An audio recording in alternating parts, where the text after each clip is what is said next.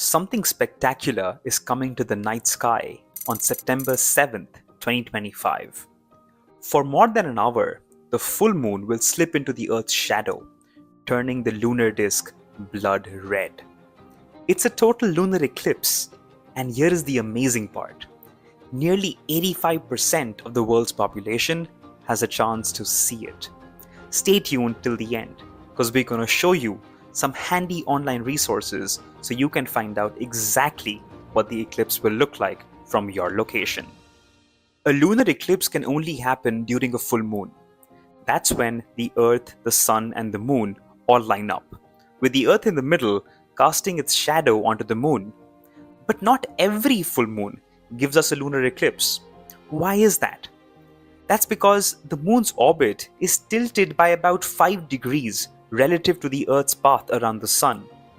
Most of the time, the Moon passes just above or just below the Earth's shadow. Only when the full moon occurs at those crossing points, the nodes, do we get an eclipse. On September 7th, everything aligns.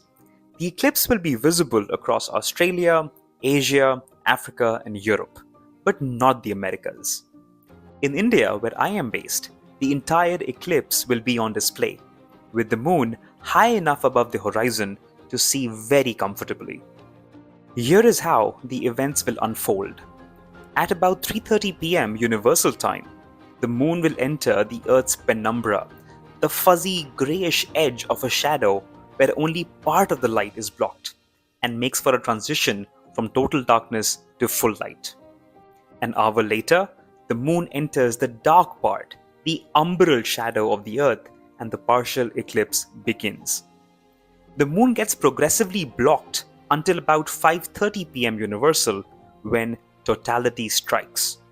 The entire moon stays within the umbra for over 80-ish minutes, and this is when you see the iconic copper red hue of totality. The point of maximum eclipse happens at about 6:11 p.m. Universal. By 6:53 p.m. UTC, the moon begins to slip back out of the Earth's shadow, first into the partial phase and then the penumbral, until the night sky returns to normal. Here is a table you can use for reference of these landmark moments of the eclipse. A natural question arises: why doesn't the moon just fully disappear during a total eclipse? It's after all deep inside the dark umbral shadow of the Earth. Instead, it glows a deep coppery red. Now this happens because some sunlight bends or refracts through the Earth's atmosphere.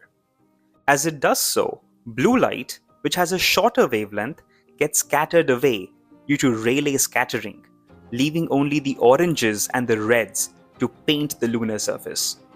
And unlike a solar eclipse, this one is completely safe to watch with your own eyes. No special glasses are needed. Astronomers say there's another color you should be looking out for: turquoise, which sometimes accompanies the red as a thin band around the moon's edges. This comes from the Earth's ozone layer in the upper stratosphere, which absorbs red light preferentially, and actually makes the passing light rays a little bit bluer. It's subtle, but in binoculars or a small telescope, the effect can be breathtaking. If you want to plan your viewing, I'll strongly suggest using timeanddate.com. It has precise maps and timings for any city on Earth. I'm leaving the link in the description below, along with some other useful resources.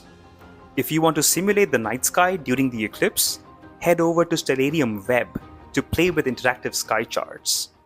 So, when you step outside on September 7th and watch the moon turn red, you are not just seeing an eclipse. It's geometry, orbital mechanics, and scattering, all playing out above our heads in real time. You are watching physics draw with light and shadow on the largest canvas we know, the night sky. So clear skies, and I'll see you on the other side.